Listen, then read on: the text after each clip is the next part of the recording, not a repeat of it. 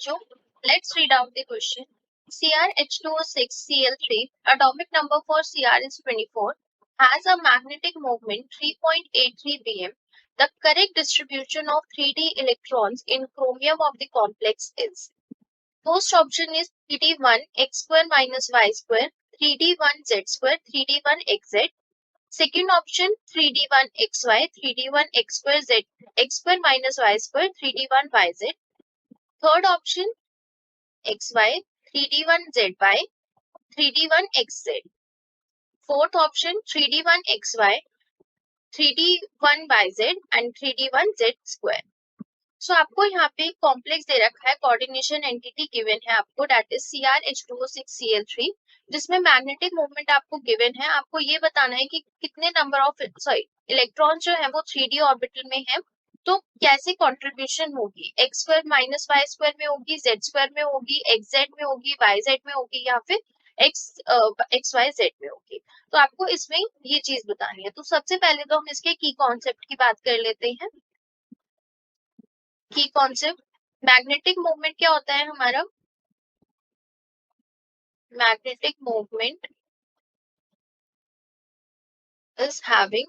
is defined as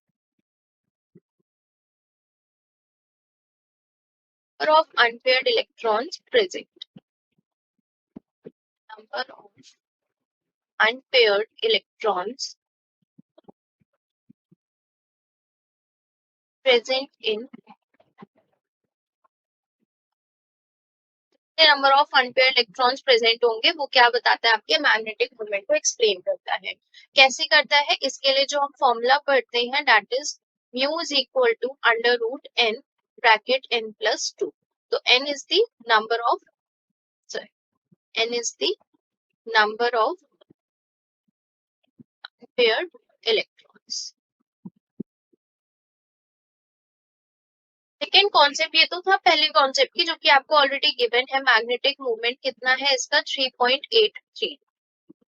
दूसरा concept इसके अंदर आप देखो, क्रोमियम C2H6Cl3 दे रखा है, H2O6Cl3.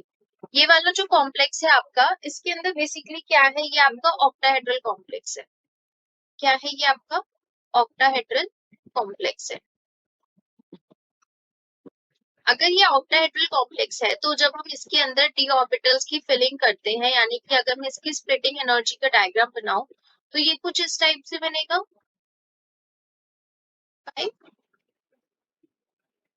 ये दो में डिवाइड होते हैं. ये आपका T2G लेवल, ये आपका EG लेवल. इन दोनों के बीच का डिफरेंस डेल्टा O. यहाँ से यहाँ तक का डिफरेंस होता है -2/5, और यहाँ से यहाँ तक का डिस्टेंस होता है 3/5 प्लस. ठीक है.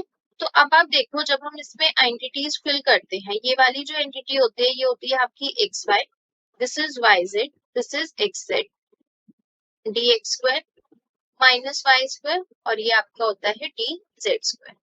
आपके पास है क्रोमियम है, ये तो इसके की कॉन्सेप्ट की बात हो गई. आपको यहाँ पे जो क्रोमियम दे रखा है, ये कौन सी स्टेट में एग्जिस्ट कर रहा है? 3+ में. ये 3+ में एग्जिस्ट कर रहा है. इसकी इलेक्ट्रॉनिक कॉन्फ़िगरेशन हो जाएगी 3d3, यानी कि 3 इलेक्ट्रॉन्स इसके अंदर प्रेजेंट है.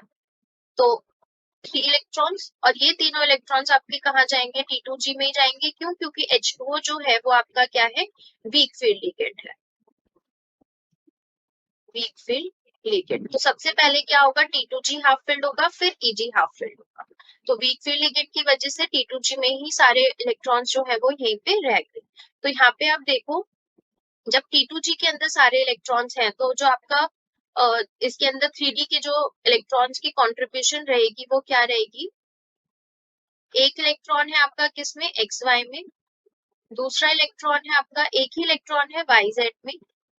और फिर थर्ड इलेक्ट्रॉन, यानी कि एक ही इलेक्ट्रॉन आपका किसमें है? XZ. तो ये इसकी कंट्रीब्यूशन रहेगी. तो अब आप ऑप्शन देख लो अपने. जो आपका ऑप्शन रहेगा वो रहेगा ऑप्शन नंबर थर्ड, जिसमें आपका XY, ZY और YZ is the same thing, XZ. तो option number third is the correct answer for this question. Answer option third is the correct, that is 3d1 XY 3d1zy, 3d1xz. So this is the answer for this question. Hopefully you will understood it well. Best